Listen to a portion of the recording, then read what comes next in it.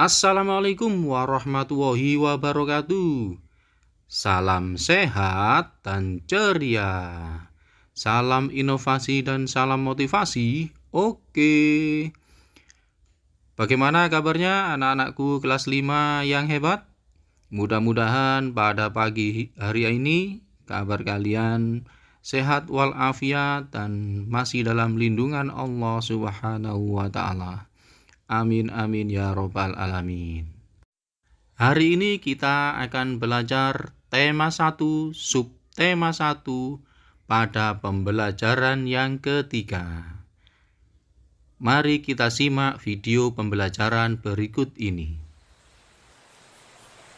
Anak-anakku kelas 5, ini saya punya gambar cerita. Disimak ya. Selesai bermain, Pak Rudi mengajak Edo mengumpulkan air seni kelinci. Air seni kelinci tersebut oleh Pak Rudi disalurkan melalui saluran-saluran air dan dikumpulkan ke dalam satu wadah penampungan. "Ih, bau sekali, Pak," kata Edo. Benar, Edo, meskipun bau, tetapi air seni kelinci ini sangat baik digunakan sebagai bahan pupuk cair organik untuk tanaman loh. Sayuran akan tumbuh dengan subur, tanaman buah akan cepat berbuah, dan tanaman bunga akan cepat berbunga, jawab Pak Rudi. Tiba-tiba, Pak Eko datang ke kandang kelinci.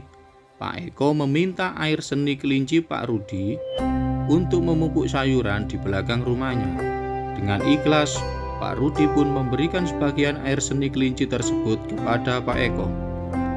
"Pak, kenapa air seni kelinci itu diberikan kepada Pak Eko?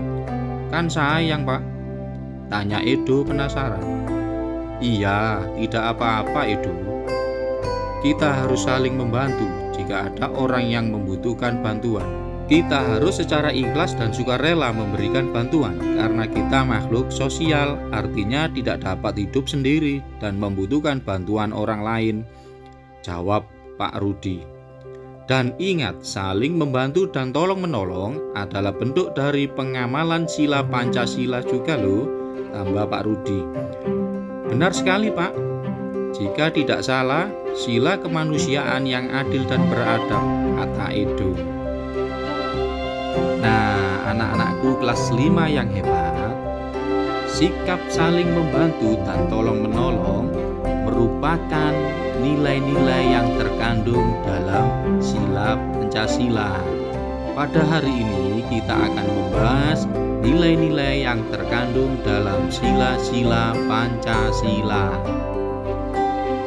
Pancasila sebagai dasar negara Indonesia bukan lagi suatu hal yang baru bagi masyarakat Indonesia, melainkan sudah mendarah daging dalam kehidupan sosial budaya masyarakat kita.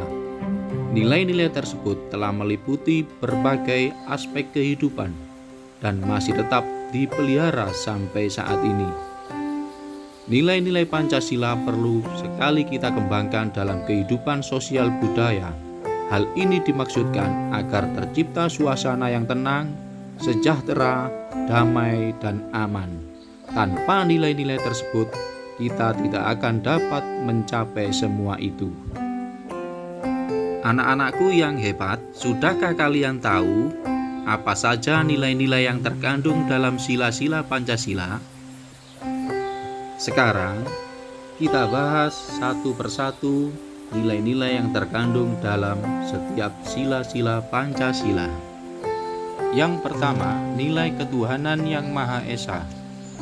Beriman kepada Tuhan yang Maha Esa sesuai dengan agama dan keyakinan yang dianutnya. Nilai yang terkandung dalam sila ini juga mengharuskan kita untuk saling menghormati dan bekerja sama antar pemeluk agama yang berbeda-beda. Kita tidak boleh memaksakan suatu agama dan kepercayaan kepada orang lain. Kita harus saling menghormati kebebasan dalam menjalankan ibadah. Yang kedua, nilai kemanusiaan yang adil dan beradab. Setiap warga negara hendaklah mengakui persamaan derajat, persamaan kewajiban antar sesama manusia sebagai asas kebersamaan bangsa Indonesia dan persamaan hak. Dengan menjunjung tinggi persamaan derajat, hak, dan kewajiban, maka seluruh bangsa Indonesia bersama-sama akan mampu menegakkan dan juga memelihara kebersamaan. Penerapan nilai ini dalam kehidupan sehari-hari adalah dengan mengembangkan rasa saling mencintai sesama manusia, sikap tenggang rasa, menjunjung tinggi nilai-nilai kemanusiaan, gemar melakukan kegiatan kemanusiaan, serta berani menegakkan kebenaran dan keadilan. Nilai yang ketiga, Persatuan Indonesia. Makna dan nilai yang terkandung dalam sila ini adalah menjaga persatuan dan kesatuan negara Republik Indonesia dengan menerapkan sikap cinta tanah air, rela berkorban demi bangsa dan negara, serta memajukan pergaulan demi persatuan dan kesatuan bangsa yang berbhinneka tunggal ika. Yang keempat, nilai kerakyatan yang dipimpin oleh hikmat kebijaksanaan dalam permusyawaratan perwakilan. Setiap warga negara memiliki kedudukan yang sama. Kedudukan yang sama tersebut hendaknya digunakan secara sadar dengan mengutamakan kepentingan negara dan masyarakat.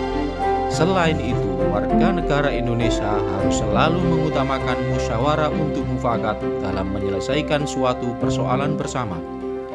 Penerapan dalam sikap sehari-hari adalah dengan mengutamakan kepentingan umum di atas kepentingan pribadi dan golongan, tidak memaksakan kehendak kepada orang lain, serta mengutamakan budaya musyawarah dalam menyelesaikan masalah dengan diliputi oleh semangat kekeluargaan. Yang kelima, nilai keadilan sosial bagi seluruh rakyat Indonesia. Kita harus menghindari diri dari sifat pemborosan, selalu bergaya hidup mewah, dan perbuatan-perbuatan yang merugikan kepentingan umum. Bekerja keras dan menghargai hasil kerja keras orang lain sangat dibutuhkan dalam mewujudkan sikap kebersamaan. Di samping itu, harus dikembangkan pula sikap adil terhadap sesama, menghormati hak orang lain, serta menolong dan menghargai orang lain. Materi berikutnya, peta kondisi geografis negara Indonesia. Anak-anakku kelas 5 yang hebat, apakah sudah ada yang tahu pengertian letak geografis Indonesia? Nah, sekarang kita belajar ya. Letak geografis Indonesia artinya letak Indonesia dilihat dari kenyataan sebenarnya di muka bumi.